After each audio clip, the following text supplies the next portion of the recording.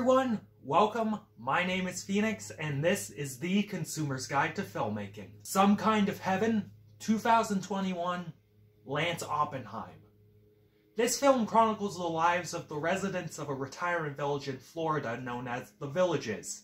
In particular, it focuses on three subjects: a married couple named Anne and Reggie, a widow named Barb, and a hustler named Jimmy.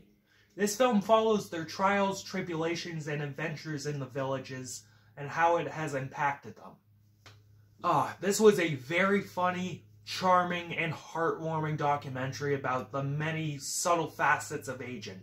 The film is incredibly shot and edited. That was probably my favorite aspect of the film. The frames and shot comp were beautiful, capturing the activities and daily life of the community in creative ways. As well, it served to show incredibly candid emotions in incredibly artistic ways. When Jimmy is reflecting on his lack of freedom, it cuts between him lying down and the object of his gaze, a ceiling fan, spinning round and round, a constant circle locked in place. Definitely above average for a documentary.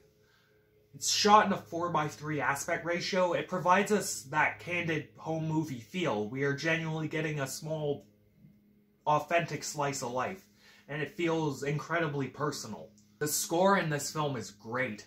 It feels both modern and old-timey, with pianos and horns permeating the background, making it feel like the 50s or 60s. A dichotomy of it feeling like the time, yet we are observing people who are well beyond it. The credits song in particular was incredibly catchy. It was also fun hearing all the live bands and singers in the villages entertain the old folks. That was cute. The film tackles aging in a very honest way. It is incredibly multifaceted and candidly and tastefully explores the lives of these people.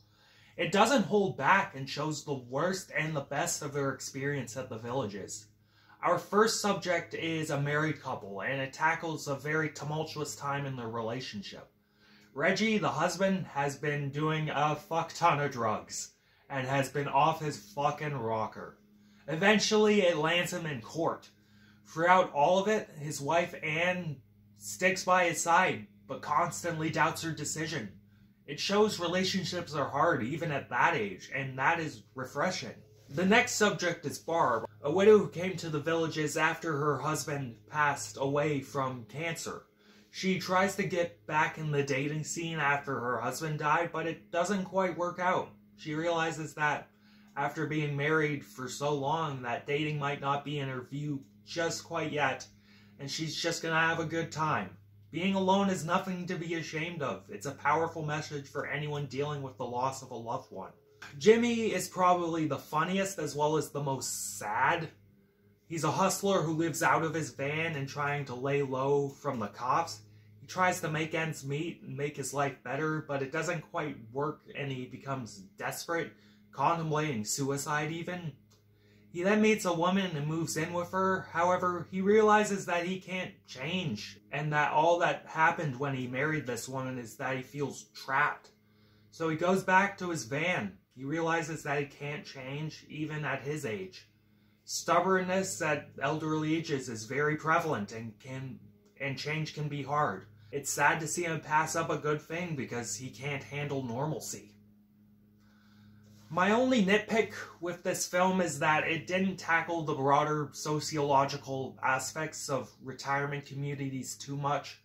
While it did briefly explain the history of the retirement community, and through these subjects it provides personal insight into that experience, it doesn't extrapolate, so to say.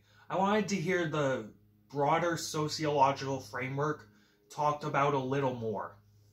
Overall, though, this documentary is still a fantastic experience. It's funny, emotional, and incredibly unique. Some Kind of Heaven shows that aging, even in a paradise like The Villages, can present hardships and new challenges.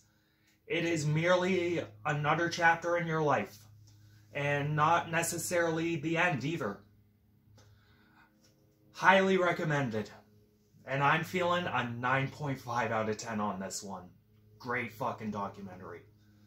Catch you later, guys.